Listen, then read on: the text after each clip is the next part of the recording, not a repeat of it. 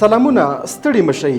21مه پیړۍ د پرمختللو هیوادونو ترمنځ د ټکنالوژۍ په برخه کې د سیالۍ پیړۍ ده. نوموړي هیوادونه هڅه کوي چې خپل سیال د ټکنالوژۍ په برخه کې مات کړي او خپل قدرت ورته په دې برخه کې د پرمختګونو په واسطه وښایي.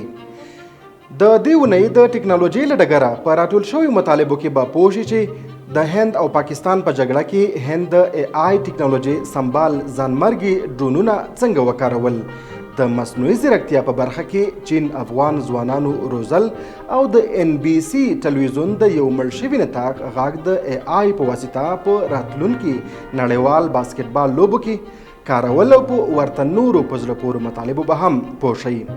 راځئ پیل یې له هنده وکړو.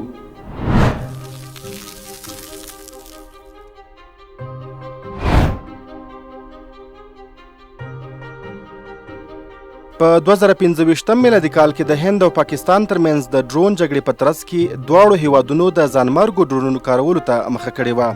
هند په روانه جګړه کې د ناغسترا په نوم خپل جوړ شوی ډرون معرفي کړی و چې د ځانمرګي عملیاتو لپاره ځانګړی شوی و. دا ډرون د 2 کیلومتر د قاص سره د GPS په مرسته هدفونه ټاکي او په کامیکاز حالت کې د خپل هدف سره ټکر کوي. ناغسترا د 4025 متره لوړوالي پورې الوتنه کوي. د ورځې او شپې لپاره ځانګړي کامره لري او د 13 کیلومتر پورې خپلواک عملیات ترسره کولی شي. کو عملیات لغوه شي نو دا ډرون د پراشوت په مرسته بیرته راګرځېدلی شي. هند دا ډرونونه د پاکستان او چین سره په سرحدونو کې د خپل دښمن د روزنیزو مرکزونو او د بریدونو د ځایونو په نښه کولو لپاره کاروي.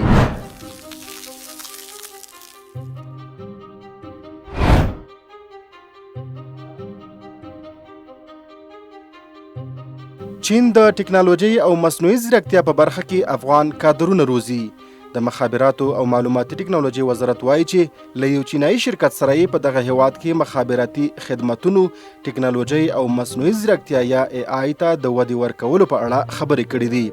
د دغه وزارت ویان عنایت الله الکوزي پر خپل ایکس پاڼه په دې هکله خپره کړې خبر پاڼه کې ویلي چې وزیر مولوي نجیب الله حیات حقانی د چین MCC شرکت له عمومي رئیس وانګ جی ورسره مل پلاوي سره په لیدنه کې ویلي چې د مخابراتو او معلوماتي ټکنالوژۍ وزارت هڅه کوي چې په هیواد کې د ټکنالوژۍ د ودې او پرمختګ په برخه کې د سیمې او له ګاونډیو هیوادونو سره په ګډه همکارۍ خپل پرمختګ چټک کړي.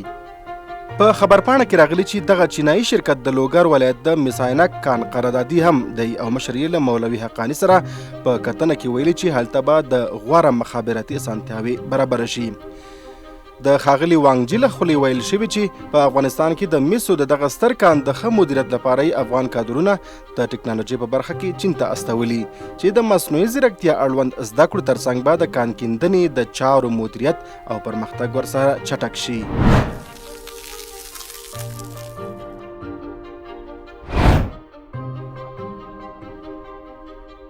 NBC د NBA خپرونو لپاره د جیم فاګن مصنوعي غږ کاروي. NBC سپورټس اعلان کړی چې د 2025 کال 26م سیزن څخه د NBA خپرونې بیرته پیلوي او د دې نوې دورې لپاره به د مشهور سپورټس کمنټیټر جیم فاګن غږ د مصنوعي زیرکتیا له لارې بیا جوړ کړي.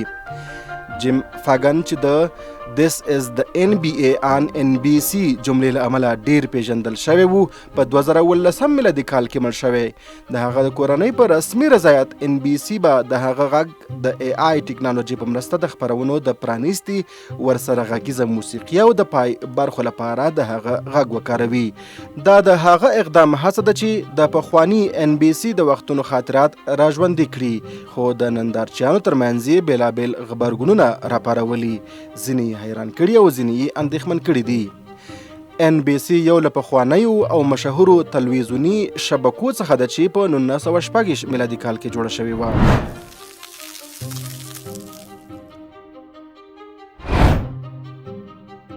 د چین په شانګهای کې یو شرکت د مصنوعي زیرکتیا پر بنسټ انسان نما روباټونه تولیدوي چې بڼه او کړنې د انسان سره ورته دي. دا روباټونه کولی شي جامې واغوندي، پخلی وکړي، دروازې خلاصې کړي او له چاپیریال سره هوښیارانه اړیکې ټینګې کړي. د دوی تولید موخه دا ده چې په تولیدي صنعت، خدماتي سکتور او نورو برخو کې د انساني کارکوونکو مرسته وشي. د کار فشار کم او خطرناک یا ستړي کارونه د روباټونو لخوا ترسره شي.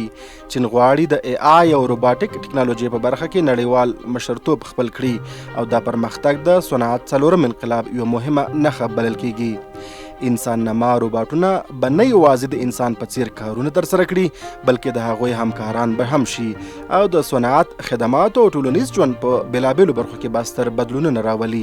سعودي عربستان د هیومن په نوم یو نوی مصنوعي زیرکتیا شرکت پیلوي. سعودي عربستان د هیومن په نوم یو نوی شرکت جوړ کړی چې د مصنوعي زیرکتیا AI په برخه کې به کار کوي.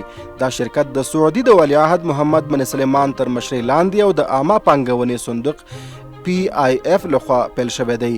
د هیومن موخه دا ده چې سعودي عربستان د مصنوعي زیرکتیا په برخه کې یو نړیوال مخکښ هیواد کړي. دا شرکت به د پرمختللي ټکنالوژۍ لکه لویو معلوماتي مرکزونو، کلاود سیسټمونو او د عربي ژبې لپاره ځانګړي AI ماډلونه جوړ کړي. د هیومن یو مهم هدف دا ده چې د عربي ژبې لپاره داسې هوښیار کمپیوټري سیسټم جوړ کړي چې د ژبې لیک او خبرو په درک کولو کې مرسته وکړي. دا نوښت د سعودي د ویژن 2030 پلان یوه برخه ده چې موخه یې د هیواد اقتصاد له تیلو پرته پر نورو برخو تکیه کول دي.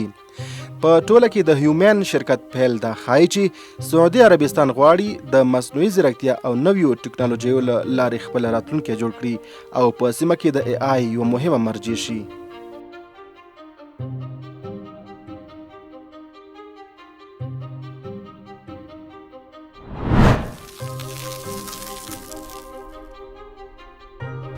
ګرانو کتونکو، دا و د ټکنالوژۍ له ډګره راټول شوي مطالب. تر بلې اونۍ مو په لوی لاس سپارم. هر چیرې چې اوسئ ښاد او خوشحاله اوسئ.